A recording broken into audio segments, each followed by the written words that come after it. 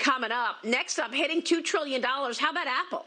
The first company to reach the $2 trillion market value milestone during intraday trading yesterday. The technology giant stock has more than doubled since its March 23rd lows. And Mike, I mean, we were here talking about $1 trillion, I feel like, just a couple of months ago, and now we're at $2 trillion on Apple.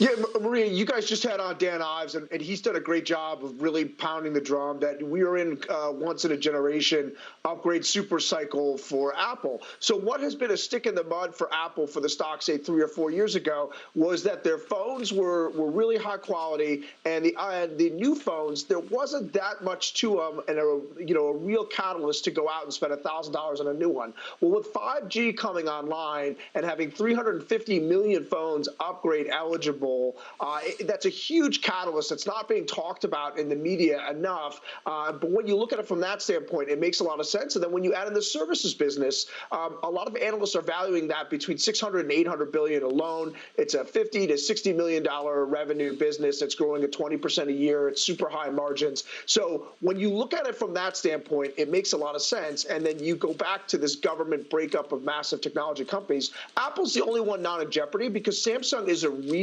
competitor. So you have a duopoly in that industry where a lot of these other major tech names that are huge have monopolies. So I think this stock can go a lot higher. I think this 5G super cycle is going to surprise people in terms of the amount of devices that'll get upgraded. And then you have a services business that's really, really starting to ramp up. So I'm still bullish on the stock. I think the stock split is going to work. It makes it a lot easier appetite for people to go in their Robinhood accounts, but also for institutional investors looking for solid, safe growth.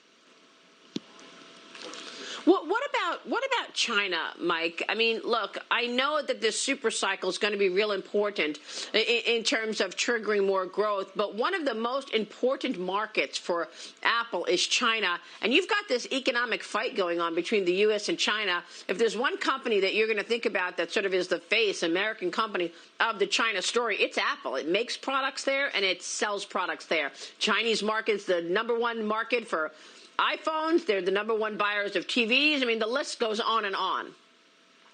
Yeah, but Maria, just to add to that, like many things, the best things in the world are designed and made in America, and the Chinese consumer wants the best, so they're going to want their iPhones. And so I believe the number is 50 to 60 million upgrade eligible phones in China, even if only half that get upgraded. And then the Chinese Communist Party will be able to put whatever controls on that, and that'll be a sort of contained ecosystem there, and those iPhones will be made, assembled, and sold there, and then the money from the sales from that will stay there. The same way a lot of the auto companies like BMW is made in South Carolina. So there are definitely huge issues with China going forward, but I don't think rich people in China buying brand new iPhones is one of them.